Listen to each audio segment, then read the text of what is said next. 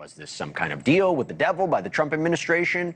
Or was Maxwell at risk from other prisoners for talking to the feds? And what are her days behind bars and barbed wire now going to look like? A lot of questions, but we got the perfect guest for that. Someone who's uniquely qualified to answer them.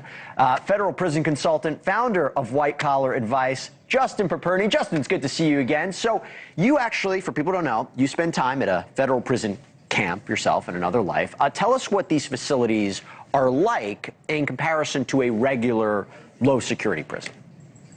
When I describe a minimum security camp, it's easy to understand why her victims would be upset. Truthfully, it looks like a corporate office park or junior college. You are allowed to roam, go to the library, the track. There's racquetball, volleyball, Pilates, yoga. When people hear these things, it upsets them. And she's still in prison, though fundamentally just so much more liberty than she had in the higher security prison with people who had been in prison a much longer period of time, much more experience with the system. And certainly there could have been some threats to her because of the cooperation, though I'll tell you, I've been in this game since 2008 when I went to prison, and I have never seen a sex offender serve time in a minimum security camp. So clearly she has leverage, and she is... Oh, you mean a convicted sex trafficker? You've never seen one of them in that kind of environment?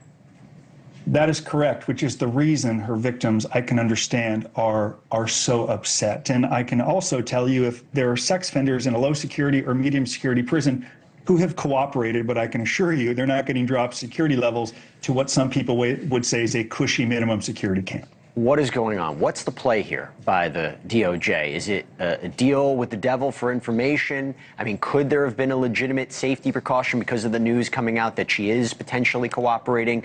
What do you think's going on? Certainly, she could have been at risk if everyone found out that she was cooperating. And rather than segregate her for the balance of her 20-year federal prison sentence, the Department of Justice and the Bureau of Prison deemed that it was just easier to drop her to a minimum security camp. What they really care about is security of the institution. Epstein hung himself. They don't need her getting hurt. The conspiracy theories are all around. So they have a lot of authority, and she has leverage with what she's giving the government, and clearly her lawyers know what week it is. They know what they're doing. They're dripping, right? She is a saleswoman right now. She gives a little information, give me some. I have a little more information from you. I want this too. I have even more information. I'm going to want that next. She is drawing it out beautifully to the detriment of people who are disgusted that a convicted sex offender would be walking around the confines of a minimum security camp doing Pilates and yoga. And from a victim's perspective, I can understand why they are disgusted. Here's the problem. I don't know exactly what the information is that you would be providing Congress, and also whether or not it's reliable and credible. As I mentioned before, she was brought up on perjury charges at one point. But the fact that this move happened, does it tell you anything at all about the quality of information she may have given already or may testify to?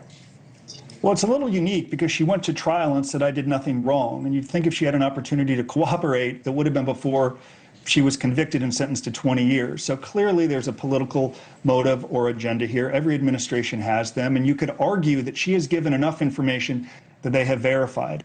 I've done a handful of events with the FBI. I interviewed the FBI agent that arrested me on my YouTube channel, and he would say, we take the information, but we verify.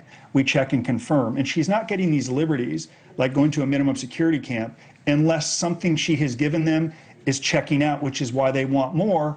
And it's just very easy for them to say there's risk for her in a higher security prison. That's a wrap. We're going to move her lower. Have a nice day. More liberties and benefits are coming for her.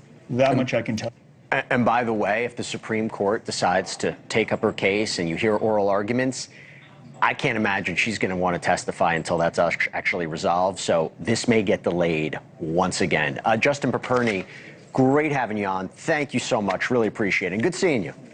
You too. My pleasure.